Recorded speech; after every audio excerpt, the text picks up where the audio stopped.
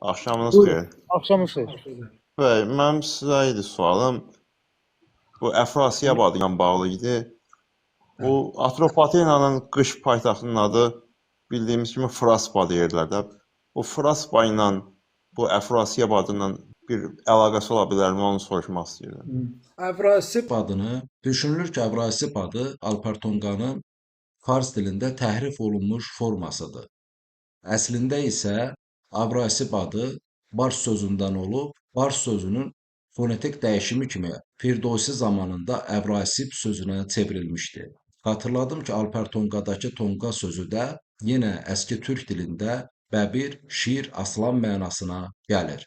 Sualı yerində verdim. Bizə bir şey deyim qısaca. Demək, Alpertonqadakı tonqa sözü pələng deməkdir türk dilində və biz baxırıq ki, demək, Çatal Höyükdə insanlar rəsm olunubdur. Həmin rəsmlərdə onlar pələng kürkü geyinib və eyni ilə biz daha sonra Heraklın pələng kürkü geyinərək rəsm olunduğunu görürük. Alpertonqanın pələng kürkü geyinərək təmsil olunduğunu görürük. Biz Asur yazılarına baxdıqda onların əsr aldığı boyların hamısının pələng kürkü geyinərək göstərildiyini görürük. Həmçinin Akkad kralı Naramsinin rəsmində o qələbə qazandığı ən böyük əsrin yenə pələng kürkü geyindiyini görürük. Yəni bütün bu pələng kürkü geyinənlər həmin o Alp türklərini, Alpertonqa kültürünü davam edən türk boylarını ifadə edən bir kültürdür. Alp sözü cəsur mənasına gəlir. Ər bildiyimiz kimi ərdir. Alper, yəni igidlərin əri,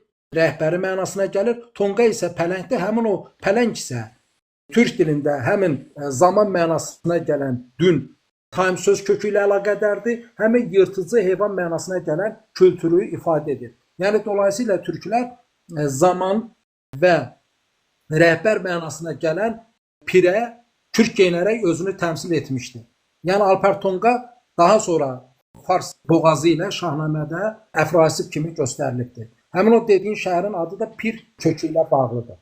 Bərdə sözündə olduğu kimi. Kiaksar ki, Sak bəylərini götürüb zəhərləyir və əslində Alpertonqa görünür həmin o zəhərlənmədə zəhərlənir ölür və bunun üzərinə Sak dövləti, ittifaqı dağılır. Və bundan sonra Saklar yenidən pərən-pərən düşür, Subarlar pərən-pərən düşür.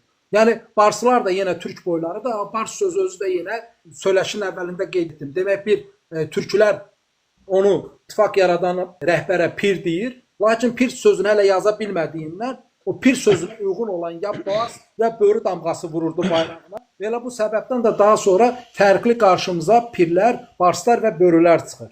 Və eyni ilə həmin o kültürü biz harada görürük, yenə deyirəm, Alpertonqa, Herakl və digər Asurların qələbə qazandığı adamlarda və Naramsinin qələbə qazandığı adamın bəbir kürkü geyinən adam formasında, pələng kürkü geyinən adam formasında göstərilir ki, bu da demək ən azı bir 2-3 min illik bir kültürdür ki, türklər demək, o biz deyirik, məsəl üçün pirlər post geyinir, dəri post geyinir. Amma həmin dəri post geyinmə Çatal Höyükdən üzü günümüzə gələn bir kültürdür. Rəşad bəy, çox sağ olun. Sizə çox sağ olun sualınıza görə.